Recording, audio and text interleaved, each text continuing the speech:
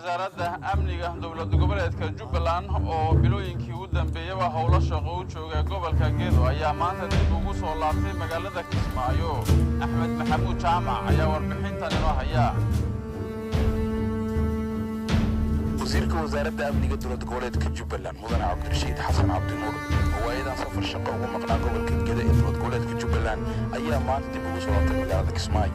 Wasiirka hogaaminaya wasiirka oo ka soo kicay degmada Doolow ee gobolka Gedo ayaa waxa ay ka soo degeen garoonka diyaaradaha magaalada Kismaayo.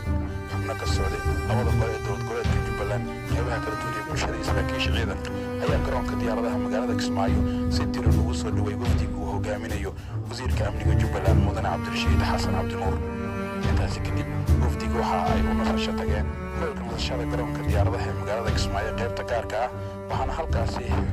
warbaahinta kula hadlay wasiirka hoggaanka wasaaradda caafimaadka Jubbaland oo qayb ka ahaa golihii wasiirada ee maanta soo dhaweeyay wasiirka wasaaradda amniga.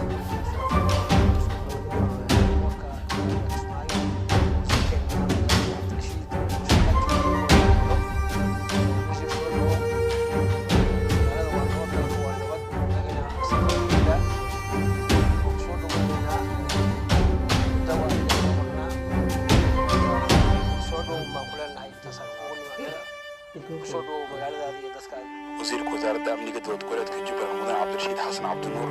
ayaa la hadlay Jubbaland TV waxaana ka mahadnaqay soo dhaweyntii diiran ee uu sameeyeen labada gole ee dowladda goboleedka Jubbaland iyo qaybaha kala duwan ee bulshada iyo saraakiisha ciidanka ee soo dhaweyntiisa qaybta ka ahaa. waxa uu wasiirku ka warbixiyay safarkii shaqo ee uu ku maqnaa muddooyinkan ee uu ugu jiray gobolka Gedo. wasiirku waxa uu ka warbixiyay safaradii shaqo ee waayadan uu ku guda jiray.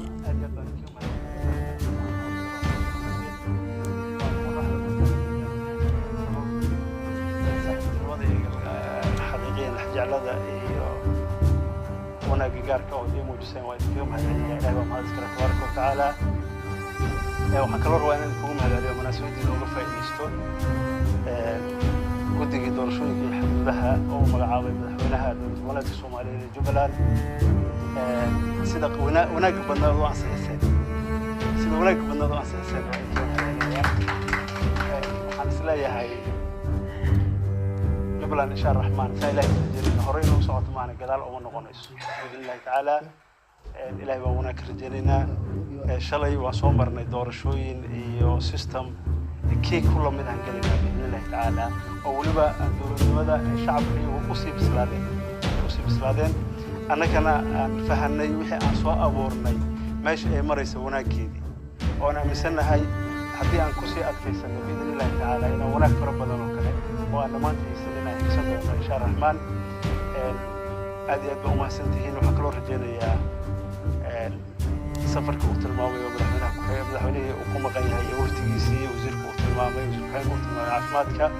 نقول وانا كنت أنا عاصمتي درك الصومالي كل حيسي بقى المدح دي مقدشو نقول وانا إن شاء الرحمن شركة